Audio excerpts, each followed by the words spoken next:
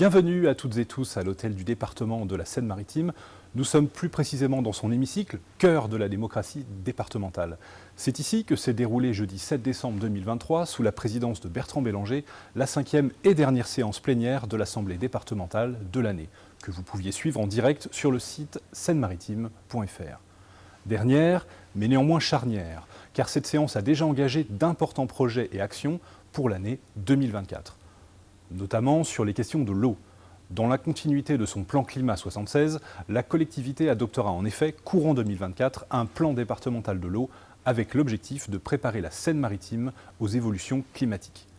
Aussi, cette séance a permis aux 70 conseillers départementaux d'effectuer un état des lieux des politiques menées par la collectivité et de débattre de premières évolutions de son intervention. Le réchauffement climatique nous contraint à repenser nos usages individuels, agricoles, industriels et notre gestion publique de l'eau. Les ressources s'amenuisent et se renouvellent plus lentement, mais nos usages quotidiens ne diminuent pas avec la même cadence.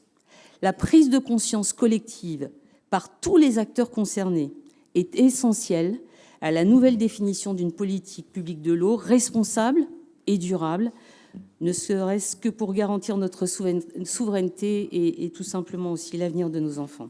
Les solidarités, par ailleurs, ont eu bonne place dans les débats. Après plusieurs mois de travaux qui ont mobilisé tous les acteurs des solidarités, l'exécutif a présenté le schéma unique des solidarités 2023-2027. Un nouvel outil stratégique qui doit permettre de développer une politique globale dans les domaines de l'action sociale, de l'insertion, de l'autonomie, ainsi que de l'enfance et de la famille. On propose principalement effectivement de créer des conditions d'une meilleure réponse à l'usager, ce qui me semble indispensable, avec un parcours sans rupture, avec cette notion d'aller vers, de décloisonner nos politiques publiques et de favoriser la transversalité et de mettre l'accent sur la participation et la collaboration de l'ensemble des acteurs. D'autres sujets présentés lors de cette plénière illustrent cette volonté du département de mieux répondre aux besoins des Sénomarins et d'aller vers, à l'image de l'expérimentation des maisons départementales de l'autonomie et des aidants MD2A qui sera mise en œuvre dès le début de l'année 2024. Autre sujet à retenir de cette séance, c'est celui de l'accès et du maintien au logement. Cette plénière était l'occasion notamment d'examiner le 6e plan départemental d'action pour le logement et l'hébergement des personnes défavorisées pour la période 2024-2030.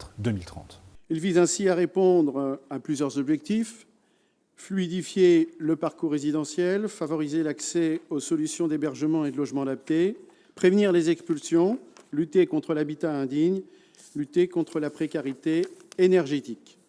Afin justement de mieux lutter contre la précarité énergétique, l'Assemblée a adopté dans la même démarche de nouvelles mesures concernant le Fonds de solidarité logement, le FSL, avec une revalorisation de 35% en moyenne des plafonds d'éligibilité des ménages. Sur une augmentation des plafonds annuels d'aide à la prise en charge des impayés d'énergie, afin de lutter contre la précarité énergétique en se basant sur les barèmes de la Banque de France.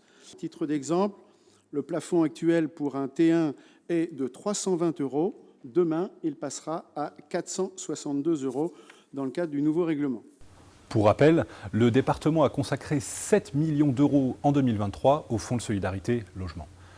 Voilà un aperçu de cette réunion plénière du Conseil départemental du 7 décembre 2023. Merci de nous avoir suivis. Si vous souhaitez voir ou revoir les débats, rendez-vous sur seine-maritime.fr, rubrique Mon département. La prochaine réunion, la première de 2024, aura lieu jeudi 3 février avec un sujet de grande importance, le débat d'orientation budgétaire.